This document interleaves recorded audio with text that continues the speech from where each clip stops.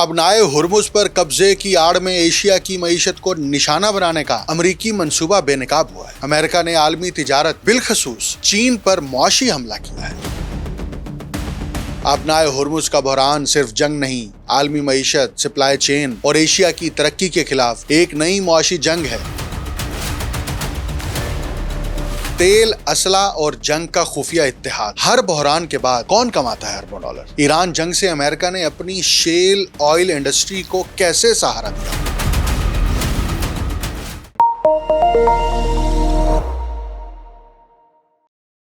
آپ دیکھ رہے ہیں انٹولڈ سٹوری ود ڈاکٹر اکمل سومرو۔ چین کا معاشی گلا گھونٹنے کے لیے ابنائے ہرمز کو ہتھیار بنا دیا گیا ہے۔ امریکہ صرف ایران جنگ نہیں لڑ رہا، وہ بحران بیچ کر منافع کما رہا ہے۔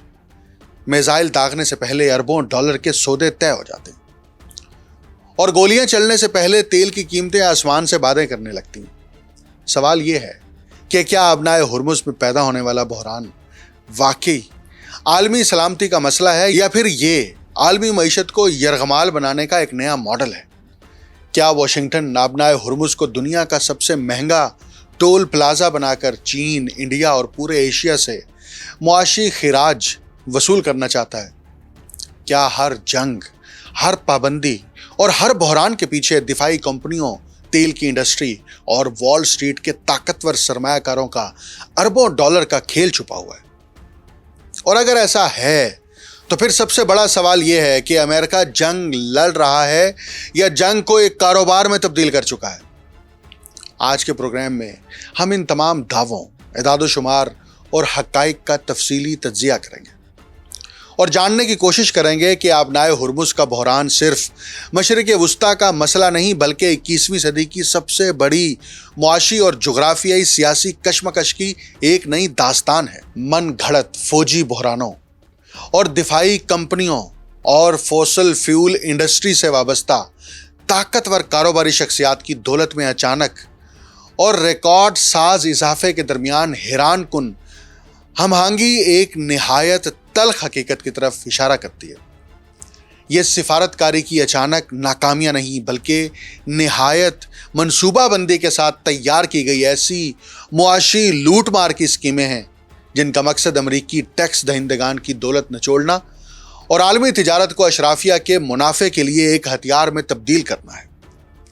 ابنائے ہرمز میں حالیہ کشیدگی کو مغربی مرکزی دھارے کا میڈیا بحری سلامتی کے لیے ناگزیر اقدام کے طور پر پیش کر رہا ہے، لیکن حقیقت میں اسے معاشی جنگ اور نو آبادیاتی جبر کی ایک کھلی مثال قرار دیا جا رہا ہے۔ ٹرمپ انتظامیہ کی جانب سے دنیا کی سب سے اہم تیل گزرگاہ پر بحری ناکہ بندی دوبارہ نافذ کرنے کا فیصلہ اور وہاں سے گزرنے والے ہر تجارتی جہاز سے ٹول ٹیکس عائد کرنے کا غیر معمولی امریکی مطالبہ قومی دفاع کا معاملہ نہیں بلکہ ایک سوچا سمجھا معاشی منصوبہ قرار دیا جا رہا ہے۔ اس منصوبے کا مقصد امریکہ کی فوسل فیول اشرافیہ اور ملٹری اینڈ انڈسٹریل کمپلیکس کو مزید مالا مال کرنا، امریکی محنت کش طبقے کی دولت منتقل کرنا اور جان بوجھ کر چین سمیت ایشیا کے ابھرتے ہوئے ملٹی پولر اکنامک بلاک کی اقتصادی ترقی کا گلا گھونٹنا ہے۔ اس مصنوعی طور پر پیدا کیے گئے بحران کا پہلا اور فوری اثر عالمی توانائی کی منڈیوں پر شدید دھچکے کی صورت میں سامنے آیا ہے۔ امریکہ کے اندرونی معاشی تخمینے خبردار کر رہے ہیں کہ ملک میں پیٹرول کی قیمتیں دوبارہ $4 فی گیلن کی سطح تک پہنچ سکتی ہیں۔ لیکن اگر یہ جاننا ہو کہ اس بحران سے حقیقی فائدہ کس کو پہنچ رہا ہے تو اس کے لیے امریکہ کی شیل آئل انڈسٹری اور ملٹری انڈسٹری کے معاشی ڈھانچے کو سمجھنا ضروری ہے۔ ویسے تو امریکہ کی ملٹری انڈسٹری کمپلیکس کے اوپر میں ایک بڑا ڈیٹیل پروگرام کر چکا ہوں، وہ آپ ہمارے چینل پر آ کر دیکھ سکتے ہیں، لیکن پھر بھی آج کے پروگرام میں میں تھوڑا سا ایک منفرد انداز میں بالخصوص ایران جنگ کے تناظر میں بات کروں گا۔ مشرق وسطیٰ کے روایتی خام تیل کے برعکس امریکی شیل آئل کی پیداوار نسبتاً بہت مہنگی ہے۔ اس صنعت کے لیے منافع بخش رہنے کی خاطر خام تیل کی قیمت کا کم از کم $60 سے $70 فی بیرل ہونا ضروری ہوتا ہے۔ چنانچہ جب جغرافیائی سیاسی کشیدگی کے باعث برنٹ کروڈ کی عالمی قیمت مصنوعی طور پر $85 فی بیرل سے اوپر چلی جاتی ہے تو امریکی شیل آئل انڈسٹری نہ صرف خسارے سے نکل آتی ہے بلکہ غیر معمولی منافع کمانا شروع کر دیتی ہے۔ اس کی وجہ یہ ہے کہ پیداواری لاگت اور مارکیٹ پرائس کے درمیان فرق بہت زیادہ بڑھ جاتا ہے، جس سے کمپنیوں کو اربوں ڈالر کے ایسے منافع حاصل ہوتے ہیں جو ان کی پیداواری کارکردگی نہیں بلکہ حالات کی پیداوار ہوتے ہیں۔ امریکی ٹیکس دہندگان برسوں سے اس صنعت کو ٹیکس میں رعایت، وفاقی اراضی کے سستے لیز اور ماحولیاتی ضابطوں میں نرمی کے ذریعے سبسڈی دیتے آئے ہیں، اور اب یہی عوام پیٹرول پمپ پر بڑھتی ہوئی قیمتوں کی صورت میں ایک مرتبہ پھر اس صنعت کو مالی سہارا دینے پر مجبور ہے۔ یہ محض توانائی کے شعبے میں طویل المدتی منافع کمانے کی حکمت عملی نہیں ہے، بلکہ فوسل فیول اور دفاعی صنعتوں کو فائدہ پہنچانے کے لیے ایک جغرافیائی، سیاسی اور مالیاتی کھیل قرار دیا گیا ہے۔ جیسے ہی تیل کی قیمتوں کو مصنوعی طور پر اوپر دھکیلا جاتا ہے، ویسے ہی بحری ناکہ بندی برقرار رکھنے کے لیے درکار اسلحے، میزائل دفاعی سسٹم اور عسکری ٹیکنالوجی کی طلب بھی بڑھ جاتی ہے۔ صرف گزشتہ ایک ماہ کے دوران RTX کارپوریشن کے شیئرز کی قیمت میں 7% سے زیادہ اضافہ ہوا، جس کے نتیجے میں کمپنی کی مارکیٹ مالیت تقریباً $265 ارب تک پہنچ گئی ہے۔ یہی کمپنی میزائل دفاعی سسٹم اور فضائی دفاعی ٹیکنالوجی کی بڑی سپلائرز میں شمار ہوتی ہے۔ مصنوعی طور پر پیدا کیے گئے اس تنازع کا مالیاتی ڈھانچہ اس بات کو یقینی بناتا ہے کہ وہ سرمایہ کار، توانائی کمپنیوں کے سربراہان اور دفاعی صنعت کے لابسٹ، جنہوں نے بحران سے پہلے ہی اپنی سرمایہ کاری کر رکھی تھی، مناسب وقت پر اپنے شیئرز فروخت کر کے اربوں ڈالر کا غیر معمولی منافع سمیٹ لیں۔ دوسری جانب امریکی عوام مہنگے پیٹرول، بڑھتے ہوئے ٹرانسپورٹ اخراجات اور اشیاء خور و نوش کی قیمتوں میں اضافے کا بوجھ برداشت کرتے ہیں، جبکہ حکومتی سرپرستی یافتہ معاشی اشرافیہ اپنا منافع سمیٹ کر خاموشی سے منظر سے ہٹ جاتی ہے۔ اور یہ کھیل صرف امریکہ تک محدود نہیں رہتا، گلوبل ساؤتھ کے ممالک بالخصوص اس کا شکار ہوتے ہیں، اور اس کی قیمت سب سے زیادہ گلوبل ساؤتھ کی عوام چکاتی ہے، مہنگائی کی صورت میں، افراط زر کی صورت میں، بے روزگاری کی صورت میں، معاشی عدم استحکام کی صورت میں، اور ریاستوں کے اوپر بین الاقوامی اداروں کے بڑھتے ہوئے معاشی دباؤ کی صورت میں۔ تو پوری دنیا اس کی لپیٹ میں آتی ہے۔ اس بڑے مالیاتی کھیل کے تاریخی پس منظر سے آگے بڑھیں تو اس کے سب سے مضبوط شواہد ان باریک مگر منظم مالیاتی چالوں میں ملتے ہیں جو ایران کے خلاف امریکہ اور اسرائیل کے پہلے مربوط یعنی آرگنائزڈ حملوں کے بعد سے مسلسل دیکھی جا رہی ہیں۔ امریکی انتظامیہ نے جیو پولیٹیکل کشیدگی کو اپنی مرضی سے بڑھانے اور کم کرنے کا ایسا طریقہ کار وضع کر لیا ہے جس نے خارجہ پالیسی کو مالیاتی منڈیوں میں اتار چڑھاؤ سے منافع کمانے والی مشین میں تبدیل کر دیا ہے۔ اس کا طریقہ کار انتہائی سادہ مگر اندرونی حلقوں کے لیے بے حد منافع بخش بتایا جاتا ہے۔ اس کا پہلا مرحلہ کیا ہے؟ کشیدگی کا بٹن دباؤ اور منڈیوں کے ساتھ کھیلو۔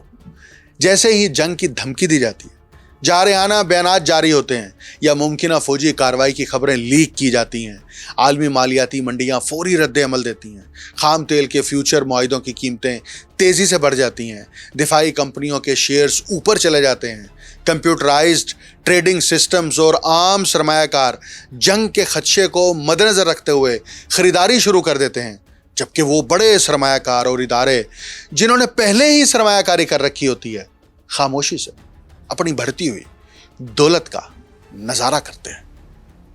دوسرا مرحلہ کیا ہوتا ہے؟ کشیدگی کم کرو، منافع سمیٹو۔ جب عام سرمایہ کار تیزی سے بڑھتی ہوئی مارکیٹ میں داخل ہو جاتے ہیں تو اچانک حکومت جنگی کشیدگی میں عارضی کمی کا اعلان کر دیتی یا یہ دعویٰ سامنے آتا ہے کہ مشن کامیاب ہو گیا۔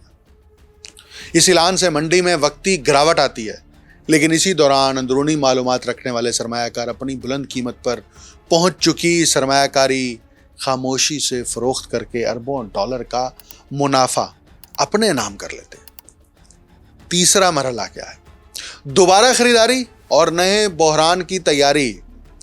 جب عوام کی توجہ امن، طاقت یا سفارتی کامیابی کے سیاسی ڈرامے کی طرف مبذول ہو جاتی ہے تو یہی سرمایہ کار اپنے حاصل شدہ منافع سے توانائی اور دفاعی کمپنیوں کے وہی حصص یعنی وہی شیئرز دوبارہ کم قیمت پر خرید لیتے ہیں۔ اس طرح اگلے مصنوعی بحران کے لیے پورا مالیاتی چکر دوبارہ تیار ہو جاتا ہے۔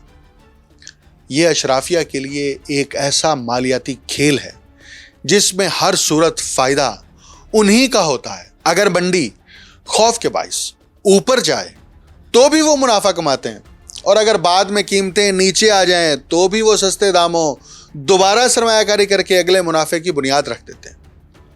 دوسری طرف نقصان صرف دو فریقوں کا ہوتا ہے، ایک ٹیکس دہندگان جو اسلحے اور جنگی اخراجات کی مالی ذمہ داری اٹھاتے ہیں، اور دنیا بھر کے عام صارفین جو پیٹرول، توانائی اور نقل و حمل کی بڑھتی ہوئی قیمتوں کی صورت میں اس مصنوعی اتار چڑھاؤ کی قیمت چکاتے ہیں۔ داخلی سطح پر دولت کی اس منتقلی سے اگرچہ سیاسی عطیات دینے والے طاقتور حلقوں کو بھاری مالی فائدہ پہنچتا ہے، لیکن ابنائے ہرمز سے گزرنے والے جہازوں پر 20% بحری ٹول ٹیکس عائد کرنے کی تجویز اس سے کہیں زیادہ بڑے جغرافیائی سیاسی منصوبے کی نشاندہی کرتی ہے۔ اس کی وجہ یہ ہے کہ ابنائے ہرمز صرف تیل کی گزرگاہ نہیں بلکہ ایشیا کی معاشی ترقی کی شہ رگ ہے۔ اعداد و شمار اس حقیقت کو واضح کرتے ہیں۔ ابنائے ہرمز سے گزرنے والی مجموعی تیل برآمدات کا تقریباً 37.7% چین درآمد کرتا ہے، جس سے وہ اس راستے کا سب سے بڑا خریدار ہے۔ اس کے بعد انڈیا 14.7%، جنوبی کوریا 12% اور جاپان 10.9% تیل ابنائے ہرمز کے راستے درآمد کرتے ہیں۔ یوں مجموعی طور پر ایشیائی ممالک ابنائے ہرمز سے گزرنے والے خام تیل کی تقریباً 89% ترسیلات وصول کرتے ہیں۔ اس تناظر میں ابنائے ہرمز سے گزرنے والے ہر بحری جہاز پر 20% اضافی محصول یعنی ٹیکس وصول کرنے کا حق جتانے کی ٹرمپ کی کوشش دراصل امریکہ کی باقی ماندہ بحری برتری کو معاشی ہتھیار کے طور پر استعمال کرنے کی ایک اسٹریٹجی قرار دی جا رہی۔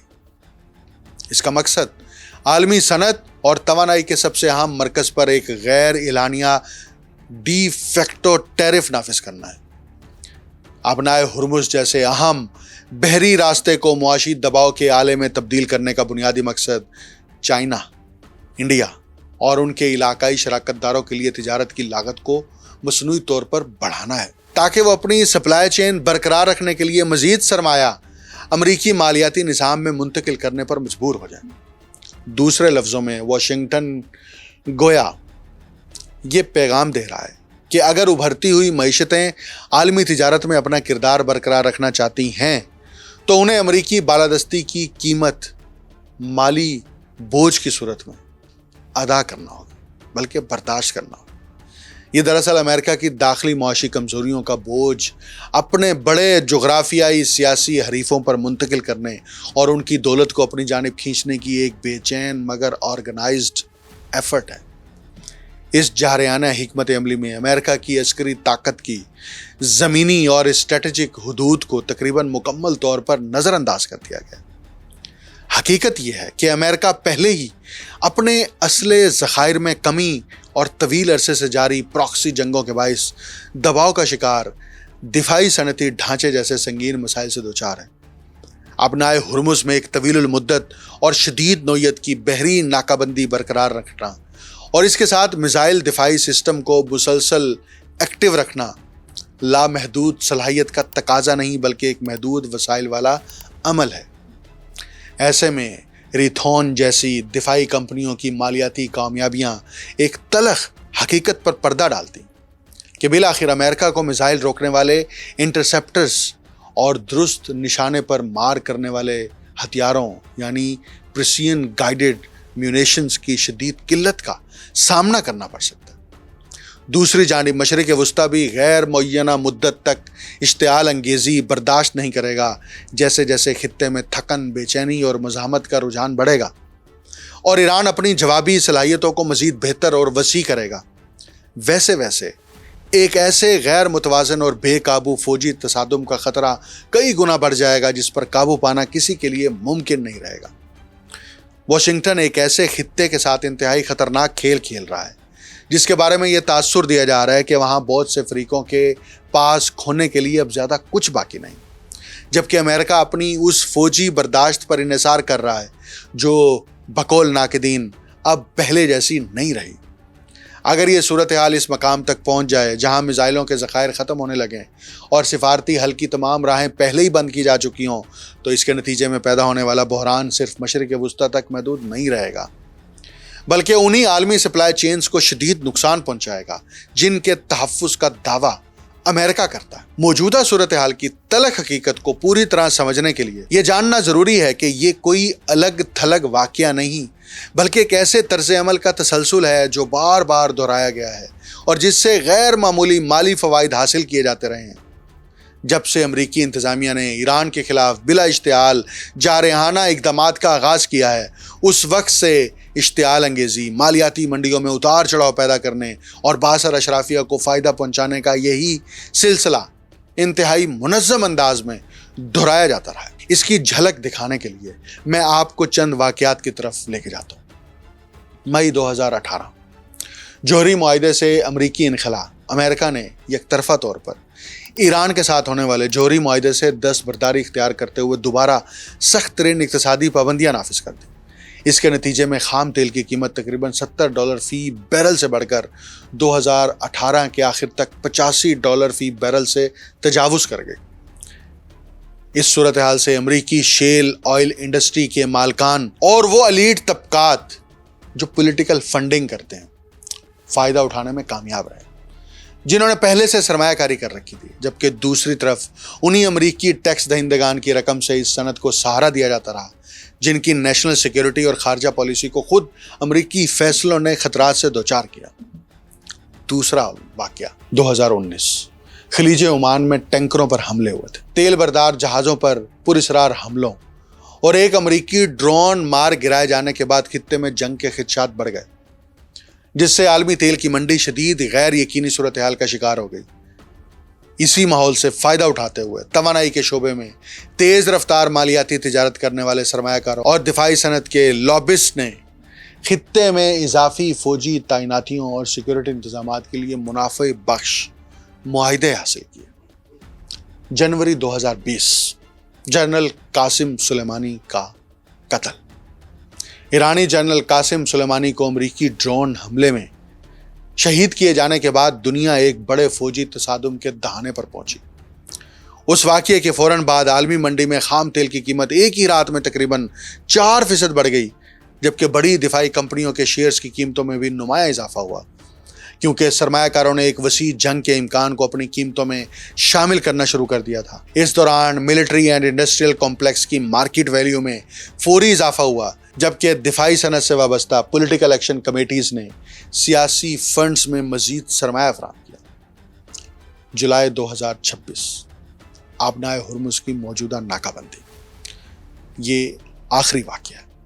آبنائے ہرمز پر بحری ناکہ بندی کی بحالی اور وہاں سے گزرنے والے تجارتی جہازوں پر بھاری بحری ٹیکس عائد کرنے کی تجویز فوسل فیول اور دفاعی صنعت سے وابستہ اکنامک ایلیٹ کے لیے اس پورے سلسلے کا آخری اور سب سے بڑا مالی فائدہ حاصل کرنے کا مرحلہ ہے۔ اس منصوبے کی قیمت ایک طرف ایشیائی تجارت پر 20% اضافی بوجھ کی صورت، جبکہ دوسری طرف امریکی عوام مہنگائی کی ایک غیر محسوس مگر مسلسل بڑھتی ہوئی قیمت ادا کر رہے ہیں۔ واقعات کا یہ تسلسل اس بات کی دلیل کے طور پر پیش کیا جاتا ہے کہ موجودہ بحران محض خارجہ پالیسی کا معاملہ نہیں، بلکہ ایک ایسا منظم اور بار بار دہرایا جانے والا سسٹم ہے جس کے ذریعے مخصوص بااثر حلقے مسلسل مالی فائدہ حاصل کرتے ہیں۔ آبنائے ہرمز کا موجودہ بحران اس بات کی ایک کلاسیکل اگزامپل کے طور پر پیش کیا جا رہا ہے کہ باہمی معاشی انحصار کو کس طرح ایک سیاسی اور معاشی ہتھیار میں تبدیل کیا جا سکتا ہے۔ یہ ایک ایسی حکمت عملی ہے جو ایک ہی وقت میں مصنوعی طور پر تیل کی قیمتوں میں اضافہ کر کے امریکہ کی فوسل فیول اور ملٹری انڈسٹری سے وابستہ اشرافیہ کی جیبیں بھرتی ہے، جبکہ دوسری طرف اندرونی معلومات رکھنے والے سرمایہ کاروں کو عوامی سرمایہ کی قیمت پر اپنے شیئر زیادہ قیمت پر فروخت کرنے کا موقع فراہم کرتی ہے۔ اس پورے منصوبے کا مقصد چائنا، رشیا اور وہ مڈل پاورز جو ملٹی پولر گلوبل آرڈر کی حامی ہیں ان کے اوپر اپنی گرفت کو امریکہ بڑھانا چاہتا ہے، جبکہ اسی دوران پیٹرول کی قیمتیں مسلسل بڑھتی ہیں اور عالمی سپلائی چینز کو دانستہ طور پر عدم استحکام سے دوچار کیا جاتا ہے۔ عالمی برادری کو اس صورتحال کو محض ایک سمندری سیکیورٹی کی کارروائی کے طور پر نہیں بلکہ ایک محدود مدت کے لیے ترتیب دی گئی ایسی استحصالی معاشی حکمت عملی کے طور پر دیکھنا چاہیے جس کا بنیادی مقصد دولت کا حصول ہے، اور یہی کیپٹلزم کی بدترین فلسفی ہے اور اس کا مقصد۔ عالمی معیشت کا مستقبل اس بات پر منحصر ہے کہ خود مختار ریاستیں اجتماعی طور پر اس قسم کی بحری معاشی دباؤ کی پالیسیوں کا مقابلہ کریں اور ایک ایسا متبادل، مضبوط اور خود مختار مالیاتی اور تجارتی سسٹم تشکیل دیں جو واشنگٹن کی جانب سے عائد کیے جانے والے ٹیکسز اور دنیا بالخصوص گلوبل ساؤتھ کے ممالک پر معاشی دباؤ سے مکمل طور پر آزاد ہو۔ آپ اس اہم ترین موضوع اور خاص طور پر جو نیٹ ورک میں نے سمجھانے کی کوشش کی ہے، آپ اس کو کیسے دیکھ رہے ہیں؟ کامنٹ میں اپنا تبصرہ ضرور کیجیے۔ مجھے ڈاکٹر اکمل سومرو کو اجازت دیجیے۔ اللہ حافظ۔